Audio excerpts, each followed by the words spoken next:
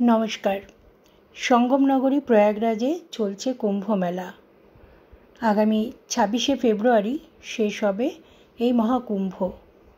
তো এখনো পর্যন্ত 3টি অমৃত স্নান অনুষ্ঠিত হয়ে গেছে এই মহাকুম্ভে। আবার ওই দিন পড়েছে মহাশিবরাত্রি।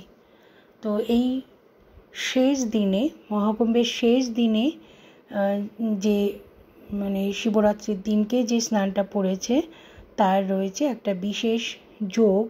মিলবে শিব পার্বতী, ঘটবে বিরল ঘটনা। এদিন যদি কিছু কাজ করতে পারেন তাহলে চিরতরে আপন হবে আপনাদের মনের মানুষ, বা ধরুন কোনো কাজে বাধা আসছে সেই কাজগুলো সম্পূর্ণ হবে। সঙ্গমনগরী প্রয়াগরাজে চলছে মহাকুম্ভ মেলা। আগামী 26শে ফেব্রুয়ারি সেটা শেষ হবে। এখনও পর্যন্ত অমৃত স্নান অনুষ্ঠিত হয়ে গেছে মহাকুম্ভে, বাকি রয়েছে এই শিবরাত্রির দিনকে। এগুলো রাজকীয় স্নান বলা হয়। আর মাঘী পূর্ণিমা 12ই ফেব্রুয়ারিতেও হয়ে গেছে একটা স্নান। তো এই 26শে ফেব্রুয়ারি মহাশিবরাত্রি হিন্দু ধর্মমতে দিনটিকে বিশেষ বলে মনে করা হয়। ফাল্গুন মাসে কৃষ্ণপক্ষের চতুর্দশী তিথিতে মহাশিবরাত্রি উৎসব পালন করা হবে। শাস্ত্র অনুসারে মহাশিবরাত্রি হলো সেই দিন যখন স্বয়ং শিব পার্বতীর বিবাহ হয়েছিল। নিজের সংসার ধর্ম শুরু করেন মহাদেব।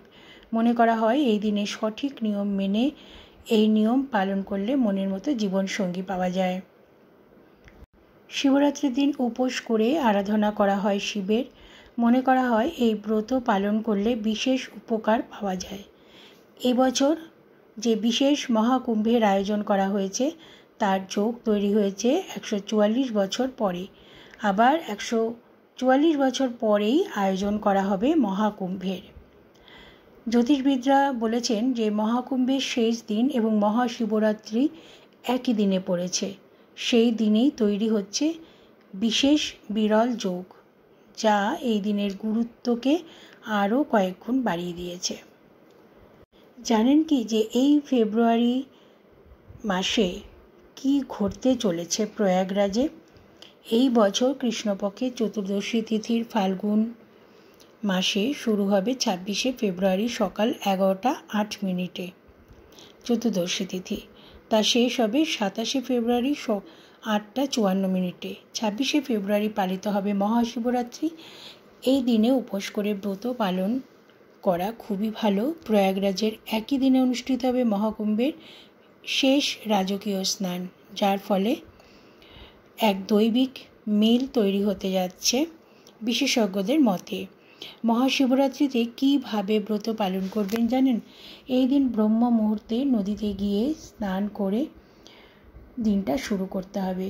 যদি তা করা সম্ভব না হয় তাহলে বাড়িতে গঙ্গাজল মিশ্রিত জল দিয়ে স্নান করা উচিত। তারপর শিবরাত্রির উপোস করে ব্রত পালন। এরপর বালি বা কাদামাটি দিয়ে একটি শিবলিঙ্গ তৈরি করে নিন। সেই শিবলিঙ্গে গঙ্গাজল দিয়ে অভিষেক করতে পারেন। নিবেদন করতে হবে পঞ্চামৃত। এই দিনে পূর্বপুরুষদের উদ্দেশ্যে জল উৎসর্গ করা উচিত। জাফরান, ক্ষীর নিবেদন করতে পারেন। মনে করা হয় যে এতে বেশি ভালো হয়। শিবরাত্রির দিনের যে মনস্কামনা সেইটা পূর্ণ হবে খুব তাড়াতাড়ি। রাতে ঘিয়ের প্রদীপ জ্বালাতে হবে। পুজোর সময় ওম ত্র্যম্বকম যজামহে সুগন্ধিম পুষ্টিবর্ধনম উর্বারুকমিব বন্ধনাৎ মৃত্যুর্মুখায় মামৃতাৎ মন্ত্রটি জপ করুন। এই দিনে গরিব কেউ এলে তাকে ফেরাবেন না। চাল, দুধ, দই, ঘি, চিনি ইত্যাদি দান করা শুভ বলেই মনে করা হয়ে থাকে। এই বিশেষ দিনে যারা কুম্ভে যেতে পারবেন তারা তো কুম্ভ স্নান করবেনই, শেষ শাহী স্নান। আর যাদের পক্ষে সেটা সম্ভব হচ্ছে না তারা বাড়িতেই এই স্নানটি করে শিবরাত্রি ব্রত বা উপোস করতে পারেন। আর সন্ধ্যাবেলা শিবের আরতি করতে পারেন, করে নিজের মনস্কামনা জানাতে পারেন। তারপরের দিন পালন করে তারপর আপনারা আপনাদের নিয়ম ভঙ্গ করবেন। তো বন্ধুরা, আপনারা সবাই ভালো থাকুন, সুস্থ থাকুন, ভিডিওটি লাইক করবেন।